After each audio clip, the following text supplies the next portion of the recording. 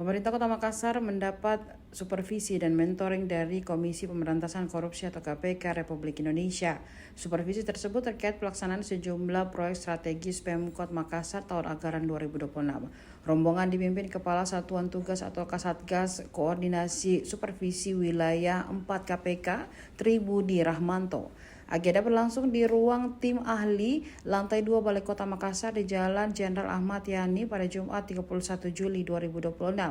Hadir Wali Kota Makassar Munafri Arifudin didampingi Sekretaris Daerah Andi Zulkifli Nanda, Kepala Inspektorat Andi Asman Zulistia Ekayanti. Hadir juga Kepala Bapeda Dahyal, Kepala Dinas Pekerjaan Umum Zuhailsi Zubir, Kepala Dinas Kesehatan Nur Saida Sirajuddin, Kepala Dinas Pendidikan Aci Soleman, Kepala Dinas Pemuda dan Olahraga Samsul Bahri. Supervisi dilakukan Direktorat Pencegahan KPK bertujuan untuk memastikan seluruh proyek prioritas berjalan sesuai dengan jadwal.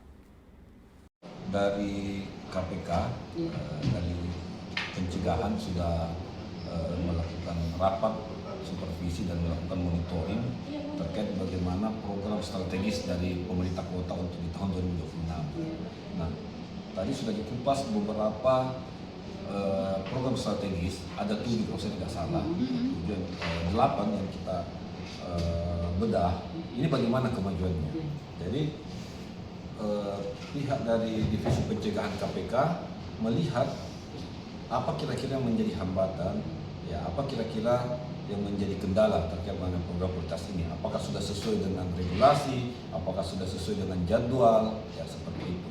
Nah, kita bedah satu-satu sehingga semua SKPD yang berkaitan juga dengan program strategis itu kita hadirkan. Misalnya dari Dispora mengenai karibosi, kemudian dari Dinas Pendidikan mengenai seragam gratis, yang mengenai PAUD, kemudian ada Dinas PU, ini mengenai terkait mengenai stadion di Untia, kemudian dari terkait mengenai MGC, ya kelanjutannya, ya kemudian dari kantor Dinas Pendidikan, kemudian dari kesehatan juga ada Puskesmas Padang Baru. Ini semua dibedah. Apakah ini sudah sesuai dengan regulasi, sesuai dengan jadwal, dan sudah melewati perencanaan sesuai dengan mekanisme barang dan jasa. Nah, tentu ada beberapa kendala juga yang disampaikan, ya terkait mengenai misalnya karibosi akan dikaji lebih dahulu. Apakah ini sudah clear and clean? Nah, kalau sudah clear, baru kita lanjutkan ke tahapan selanjutnya. Nah, ini kan sudah bulan 8. Nah, tentu kita harus berhitung, ya apakah kalau memang ini belum clear, maka kita akan pindahkan di 2027. Itu sudah disampaikan oleh Pak Wali. Nah, begitu juga ada saran dari pihak Divisi Pencegahan KPK bahwa setiap proyek strategis yang kalau memang tidak cukup waktunya dan tidak berimplikasi terlalu urgen, maka itu bisa ditunda. Nah, misalnya tadi mengenai PAUD, ya pembangunan PAUD. Nah, pembangunan PAUD ini baru masuk di tahap perencanaan. Ya.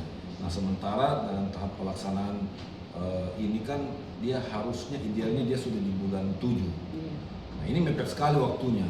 Ya, belum selesai tahap pelaksanaan bulan 8, kira-kira 9, 10, 11, 12 pembangunan. Ini tolong dikaji ya. Makanya tadi menjadi catatan dari Dinas Pendidikan untuk mengkaji. Untuk seragam gratis saya kira sudah on the track, ya dilihat. Sekarang ini sudah masuk ke dalam mekanisme untuk penentuan jasa jahit. Ya. Nah, ada beberapa jasa jahit atau penjahit yang kita mau libatkan, tetapi kan masih belum lengkap izin-izinnya, KBLI-nya semua, sehingga ini harus disesuaikan dulu.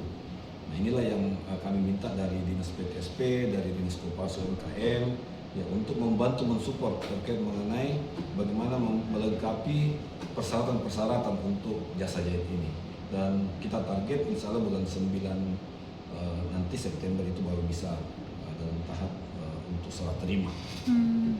Download Tribun X sekarang, menghadirkan lokal menjadi Indonesia.